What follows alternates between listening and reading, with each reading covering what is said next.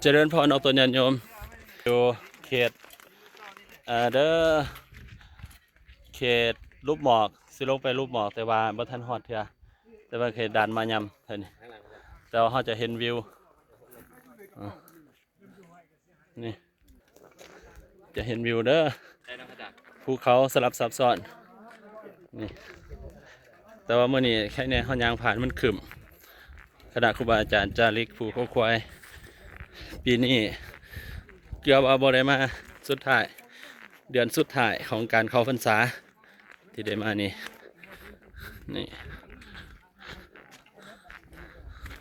ผู้แม่ครูบาอาจารย์เนาะเอาส่วนญาติโยม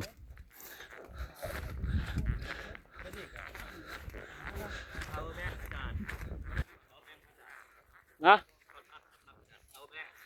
นี่ละอยู่นี่ละอยู่นี่ละฮะอยู่นี่ละเดี๋ยวแมนสิสาดน้ำบ่เดี๋ยวอันวิทย์อันนี้กันเบาดิ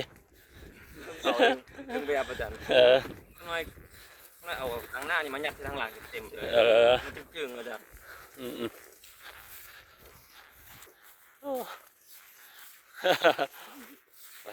ไปจะได้เขาหน่อยมาสุดนี่ครับบ่เนาะโอ้นี่เด้เขาจะออกมาแบบทางนี้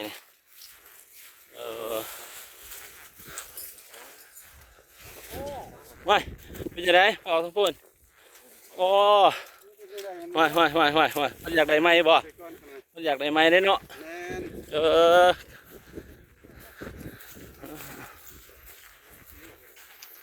เป็นด่านสิแล้วครับนี่แค่นี้มันจะเป็นด่านการเวลาน้ำฝนเอาให้อาจารย์บรรหาทางไว้ก่อนมองไหนเนาะ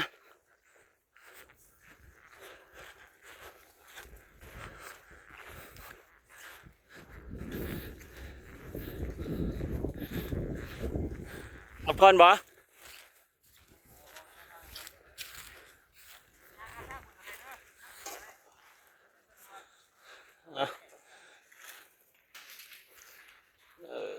ครูบาอาจารย์นี่ป่ะเดี๋ยวจะได้ข้างน้อยว่าของแท้ได้นี่กรรมฐานแท้ได้นี่ว่าใส่เกลือป่ะสาธุ